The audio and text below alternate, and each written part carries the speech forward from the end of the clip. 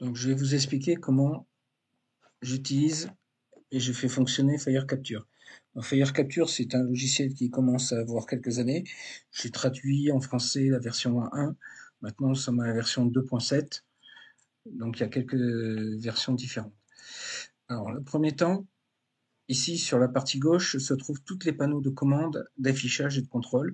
Et sur la partie droite, donc la partie centrale et la partie droite ici, on trouve la partie affichage.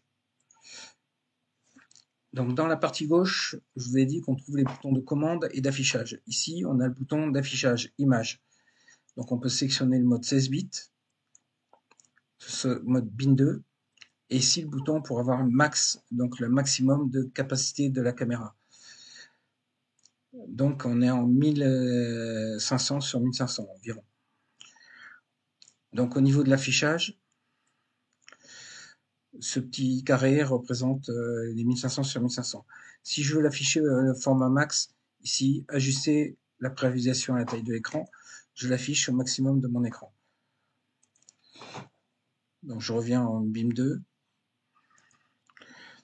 et je raffiche le max, j'enlève le BIM2 du moins et j'affiche le maximum.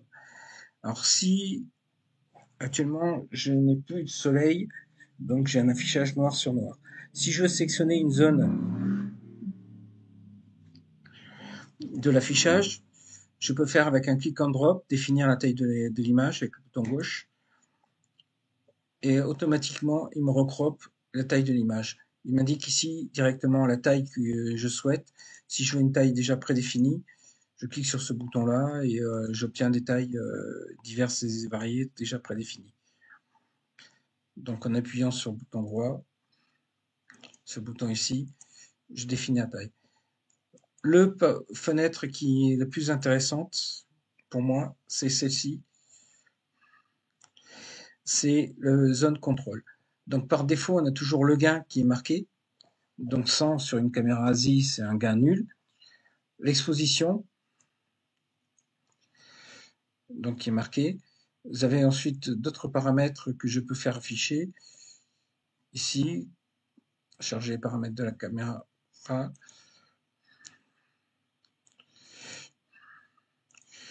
Mais en même temps, lorsque je clique dessus, je peux faire afficher l'offset, USB trafic, si j'ai des problèmes de débit USB, ce qui est pas mon cas actuellement. Target température. Alors, target température, c'est pas la température de la cible, c'est la température cible de mon capteur. J'ai une caméra qui refroidit, donc là, je lui demande de faire du moins 15 degrés.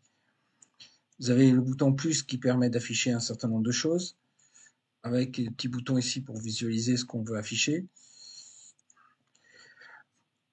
Ici, un gros bouton, changer la page d'exposition, ce qui permet de changer vraiment la durée de capture de la caméra. On va de quelques millisecondes pour plutôt orienté solaire. Après, jusqu'à 10 millisecondes, c'est plutôt orienté lune. Un peu de planétaire, du planétaire ou du ciel profond jusqu'à 2 millisecondes.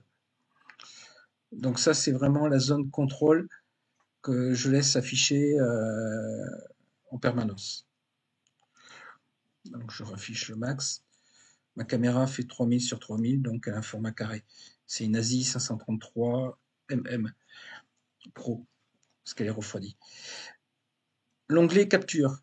Donc l'onglet capture, c'est ici que va se dérouler l'ordre principal d'acquisition, le bouton capture.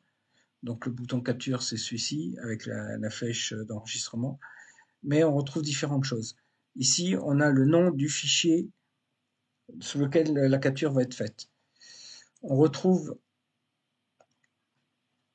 ici la définition de la cible. Donc je peux éditer des profils, je peux créer des différentes cibles, donc je peux y revenir dessus. Particularité, si je mets Mars, mis à part que ça me change automatiquement un certain nombre de paramètres définis, ça change le nom de capture du fichier. Mais ça va changer également lorsque je vais exécuter l'enregistrement. Là, je fais un enregistrement de 3 secondes. Ça me change également le nom du fichier de capture du dossier. J'avais un dossier Sun qui est bien rempli quand je vais dessus. ce que voilà. Et il m'a créé un dossier Mars qui me contient un dossier à la date du jour et qui contient le fichier en question. Donc on va remettre sur Sun, c'est beaucoup mieux. À côté du type de cible, on a un bouton avec les filtres. Donc les filtres, je peux en rajouter autant que je veux. Je peux faire tout ce que je veux avec les filtres. Si je change le nom du filtre, évidemment, ça me change le nom du dossier, mais ça me change également des paramètres ici qui sont prédéfinis. Donc l'astuce consiste à se créer un dossier, un filtre flat ou dark. Vous voyez, automatiquement, il me met le gain, l'exposition à 4 secondes 7. C'est ce que j'utilise pour faire mes flats. Un bouton limite qui concerne le nombre les limites de la capture. Donc en images, en secondes, en minutes ou en mégaoctets. Donc voilà, donc j'ai défini 15 images.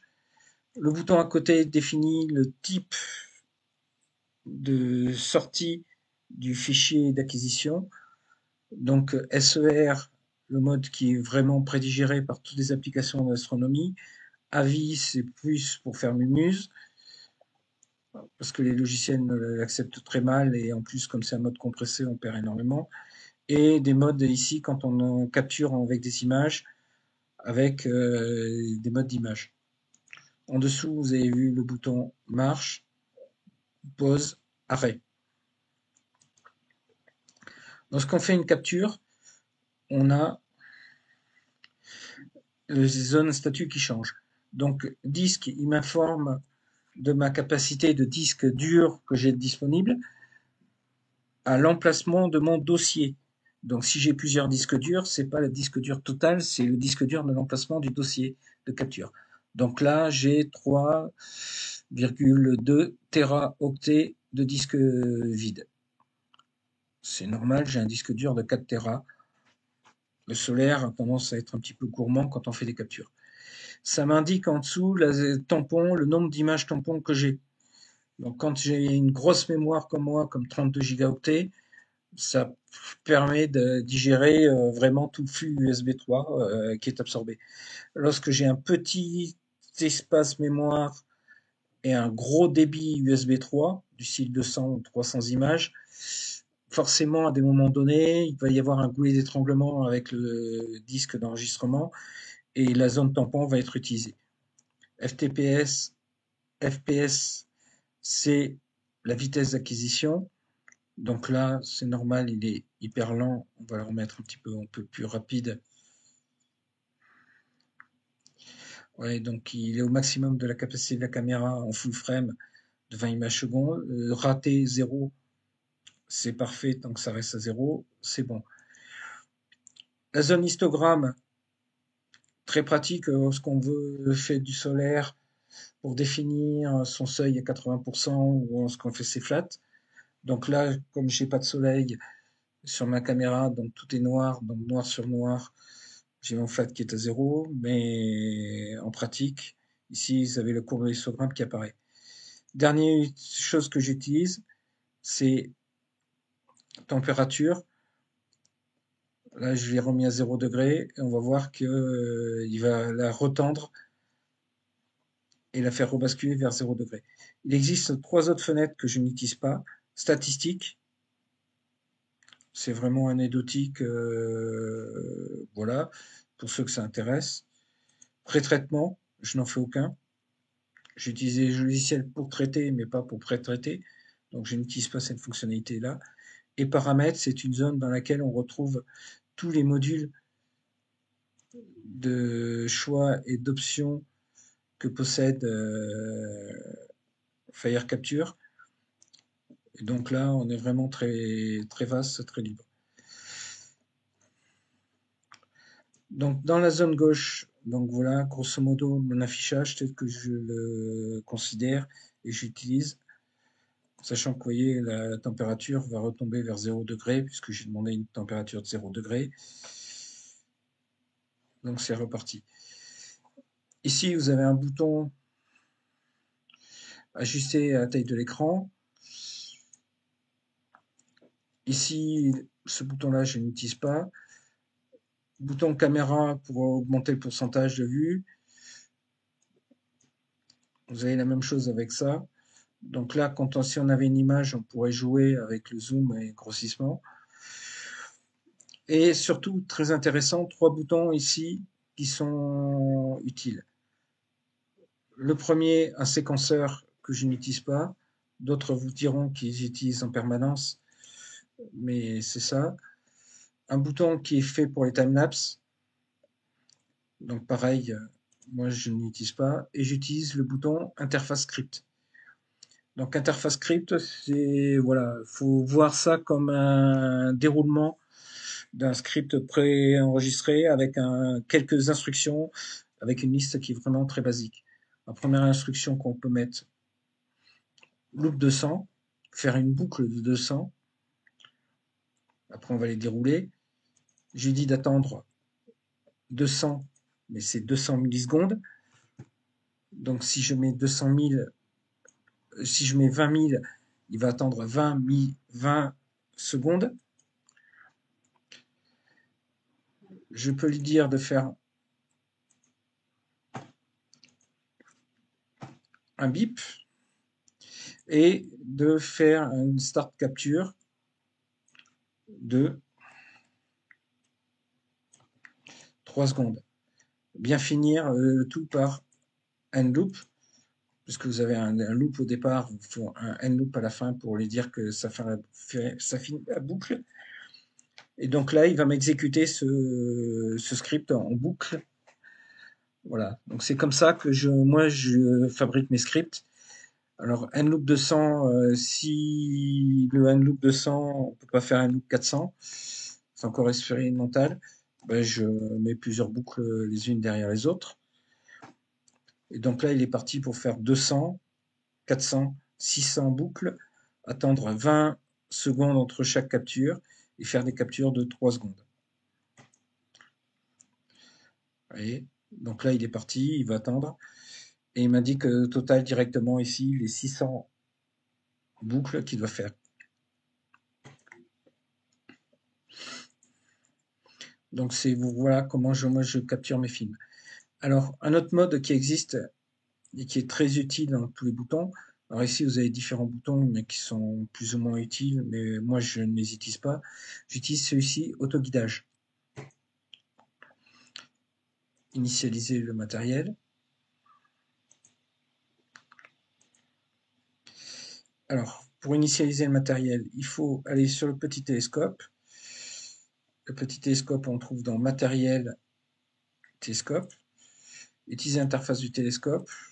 Bah oui, je veux. Ça va être un ASCOM.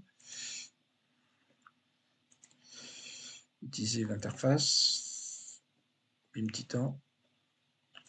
Autoguidage prêt. Alors, je vous montre les paramètres, parce que j'en ai un petit peu bavé pour trouver des paramètres qui soient utiles. Donc, il faut être un petit peu agressif au niveau des commandes. Donc, voilà les paramètres que moi j'ai trouvé, que j'ai initialisé. Donc maintenant, si je clique dessus, l'autoguidage a été... Voilà. Il n'a pas d'ancrage, il n'a pas d'image, donc je ne peux pas vous montrer. Mais sinon, on aura une fenêtre rouge qui apparaîtrait, c'est son ancrage, c'est sa zone qui sert à tout calibrer. Et les boutons, les flèches ici, s'allumeraient un tour de rôle pour indiquer l'autoguidage. Donc voilà. Malheureusement, j'ai pas de soleil, donc je peux pas vous montrer en direct, mais il faut me croire, ça marche.